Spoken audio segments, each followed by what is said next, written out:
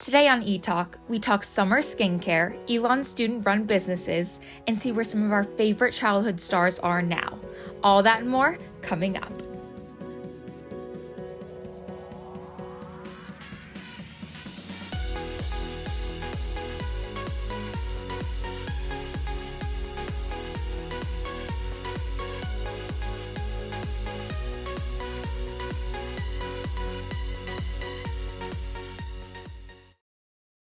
Hey ETalkers, thanks for tuning into this week's episode of ETalk.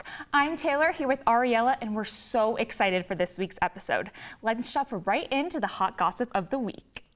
All right, Ariella, what do you have for us this week? Okay, so I don't know who's seen it, but if you have not, you have to watch Demi Lovato's 4-part documentary. Dancing with the Devil. Dancing with the Devil. Yes, 100%. I, cried every episode. It was very emotional. It was very emotional. It was also very disturbing. I, of course, have some knowledge around addiction and what I, grew up learning. But this was intense. Graphic-wise, showed everything. Her music video also, side note, came out, Dancing with the Devil.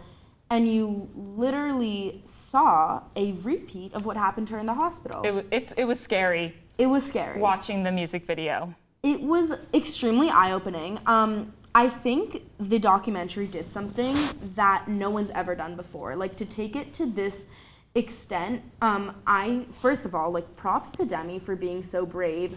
Yes. Because you know what? She has always been the poster child for sobriety. And I was always like, wow, she's so brave. She's 6 years sober.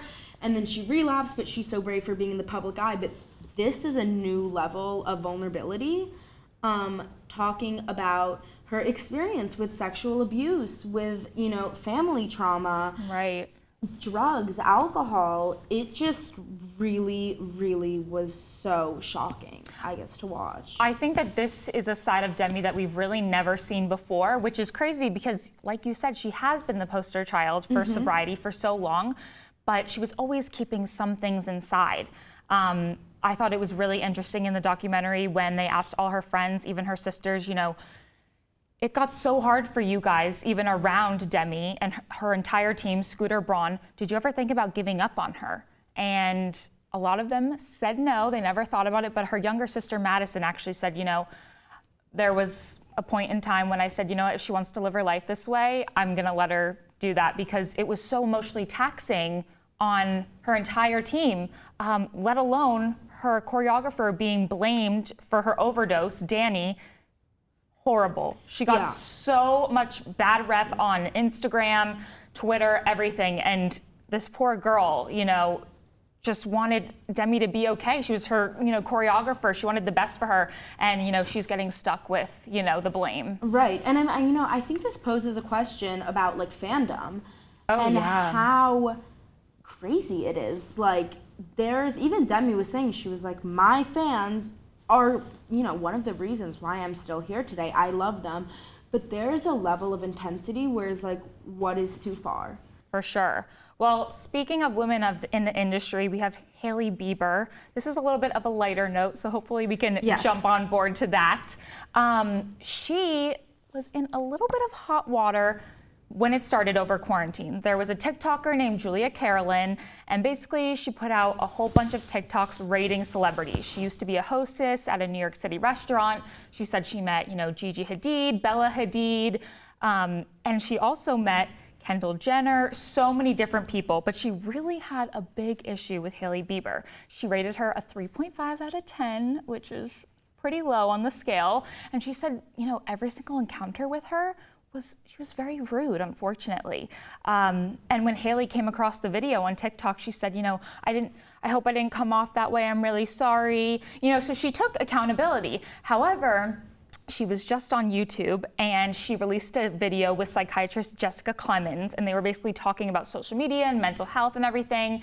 And it almost felt like, even though she was taking accountability, she also said, but I was in a really hard place and, I was heartbroken, and sometimes it's difficult for me to engage with people, and I don't think that people on social media should be the ones who decide how I act. But if this girl Julia hadn't, called her out on her behavior in the first place, I'm not sure if Haley would have even learned from the situation. And she said it was out of character for her. So I'm just not sure, if she's just sorry because she got caught in the act. What do you think?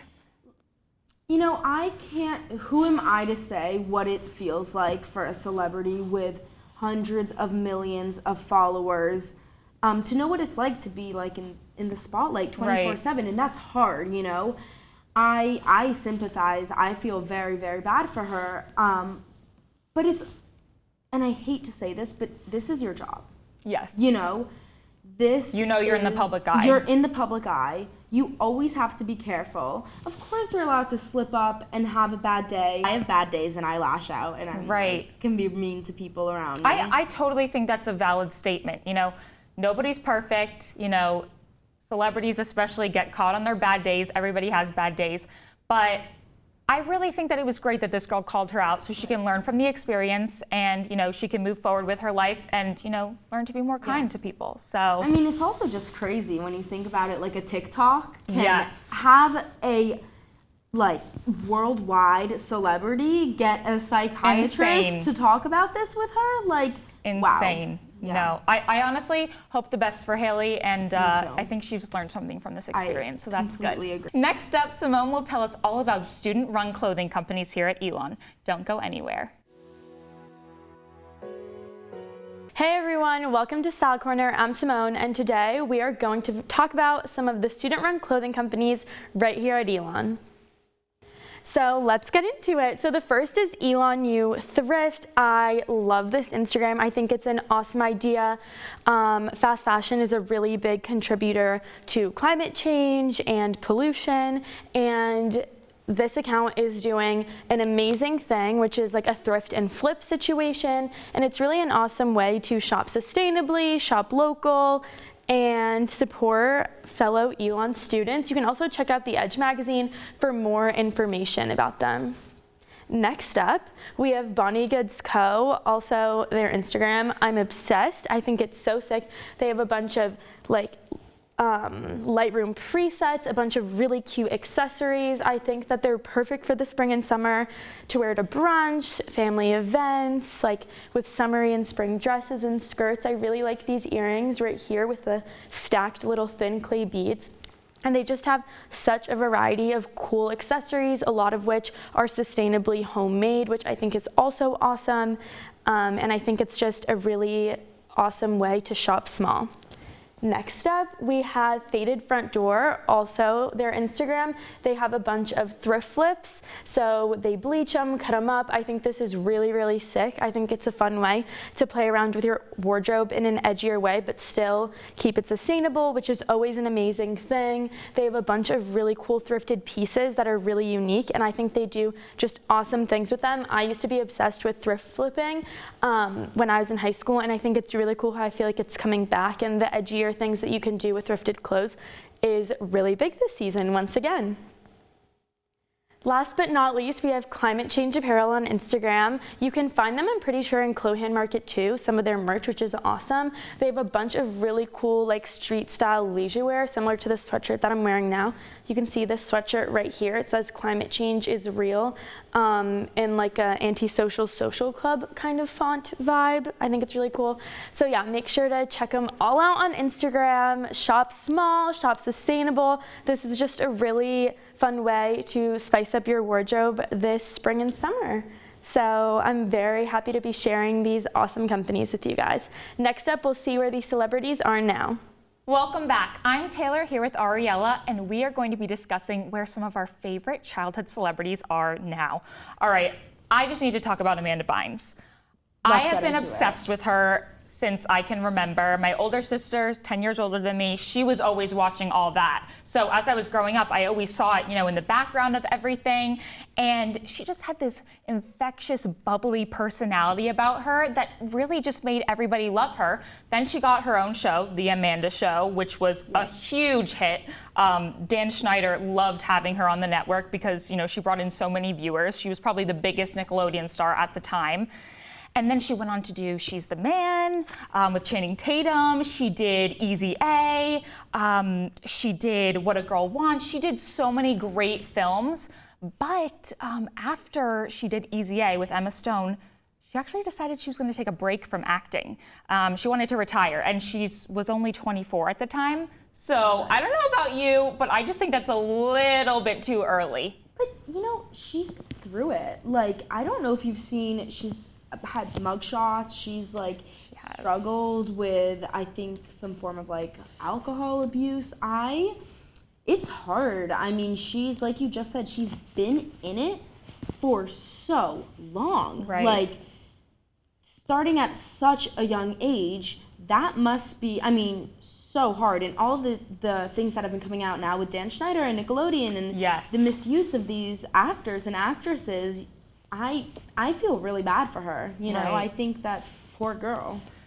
What's crazy to me is that she's 35 right now, which is still very young, but she probably feels as if she's been alive for like 80 years.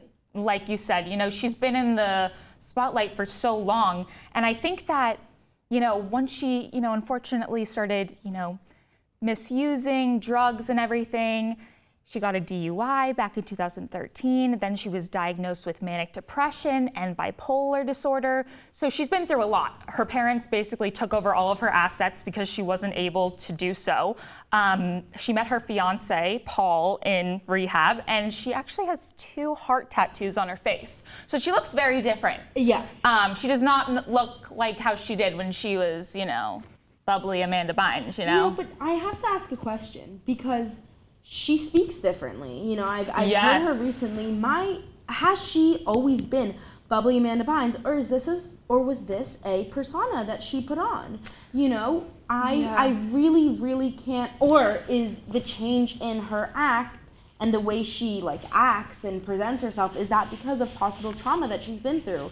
These are things that I really just can't help but wonder about her. I really think the bottom line with her is that she has been through so much. She probably was honestly this bubbly kid. You know, she grew up doing improv, and her parents would just take her to random places in LA just to, you know, get somebody to watch her, and that's how she got an agent originally. So I think it's not only being in the spotlight at a young age, but also that coupled with, you know, just normal trauma that everybody goes through. You know, she's growing up in front of the public eye. She got in some trouble. It's maximized because, you know, she's in front of the media. So I honestly hope that she comes back, and I wish her the best. Me too. Speaking of celebrities who started out at a really, really young age, and this is a little bit of a happier story, let's talk about Zach and Cody.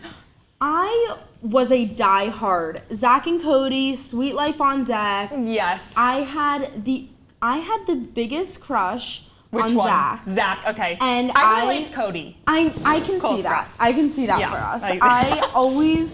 And I had my friend who was like into the nice boys, and I was like, Zach is just, you have so much spunk to him. The bad boy of the two. But their future kind of took a turn.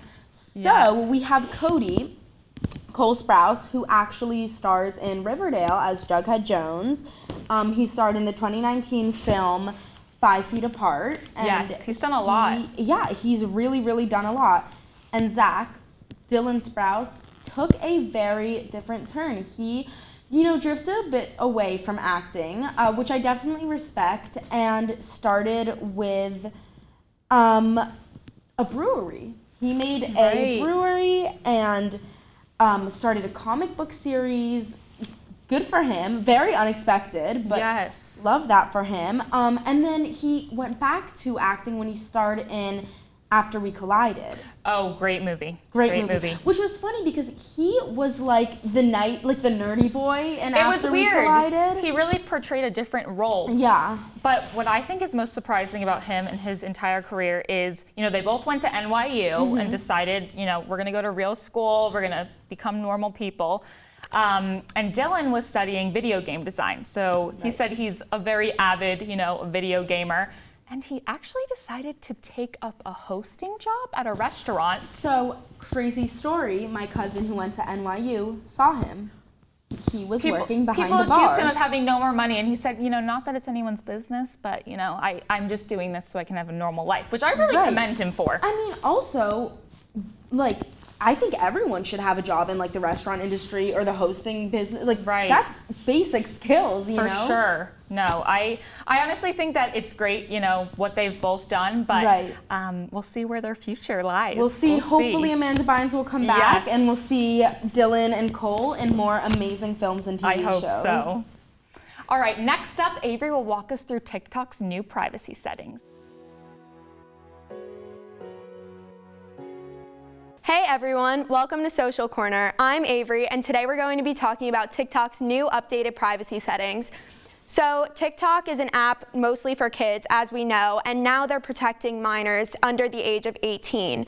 So people between the ages of 13 and 15 cannot have their videos downloaded, stitched, or duetted by any users on the app, and people who are under 18 will have their accounts be automatically private. So that's the new default feature. So yeah, now TikTok is a safer place for teens, which is what parents have been hoping for since the app came into the App Store.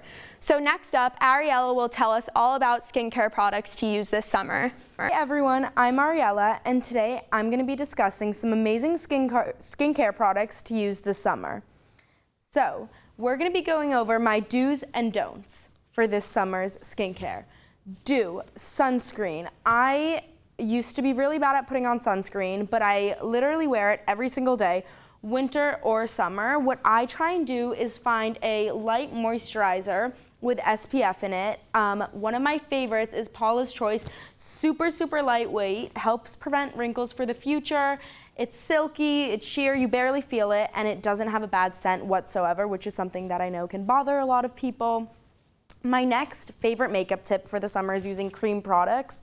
You know, you're gonna get a little bit sweaty in the summer, and when you put on powder, it tends to come off super blotchy and just doesn't really look good. But cream products come on in a very natural application, and it looks like you have just been bronzed by the summer gods, and you look amazing. Milk Makeup is vegan and cruelty-free, and it is one of my favorite products for cream makeup. So next, my don'ts. Avoid heavyweight skincare and makeup products, so really heavyweight foundations. They tend to clog up pores and they don't really mix well with the sun. When you're using very heavy moisturizers, that's a lot better for the winter time when your skin is a lot drier, but when the air is more humid, you really don't need that much product on your face. Finally, no popping pimples. I get it, it sucks. I have a few here that I'm really tempted to pop, but popping pimples leaves an open wound, and when it hits the sun, it can scar, and you can get really, really bad scars. So I would just avoid it, let them go away naturally, put a little bit of concealer on it, and we can go through our momentary pimples together. So next up, we'll be learning a little bit more about one of our hosts, Taylor. Don't go anywhere.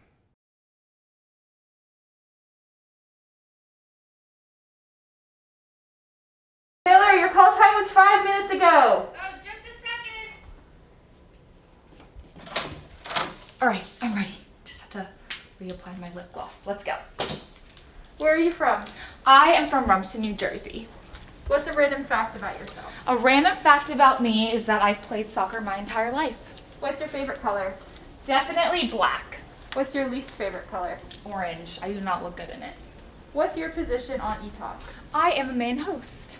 Why did you join ETalk? I joined ETalk because, believe it or not, before I came to Elon, I was actually super shy, so I thought that joining a show would help me come out of my shell. When did you join ETalk? Freshman year in October. If you could go on vacation right now, where would you go? Probably Monte Carlo. Who would you go with? I'd probably bring both of you and my sister. Ooh, we made the invite list. Where's your favorite place you've ever been? Favorite place I've ever been, probably Portugal or London. Where are we right now? We are in the comp school. What's your favorite position to run besides hosting on ETalk? I really like line producer, even though I haven't done it much. What do you think of Taylor Swift's new album? I absolutely love it. I was so excited when it came out. What's your favorite Taylor Swift album? Probably Speak Now. What's your favorite song on it? Sparks Fly or Never Grow Up. Would you call yourself an introvert or extrovert? Extrovert. Do you drink coffee? Of course. How do you drink it? Iced and very sweet. Acorn or Oak House? Neither. Where's your favorite place to get coffee? Favorite place to get coffee, Starbucks or using my Nespresso machine that I got for Christmas. Where's your favorite place to eat on campus? McGurk's. Where's your favorite spot on campus? Favorite spot on campus, probably the ESTV office because everybody I love is always in there.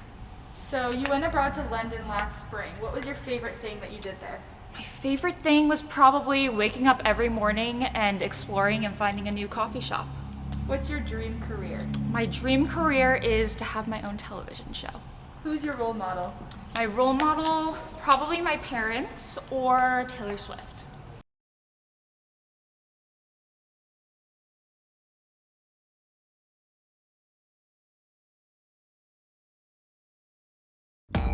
To find out more about ETalk, visit elonstudenttv.org.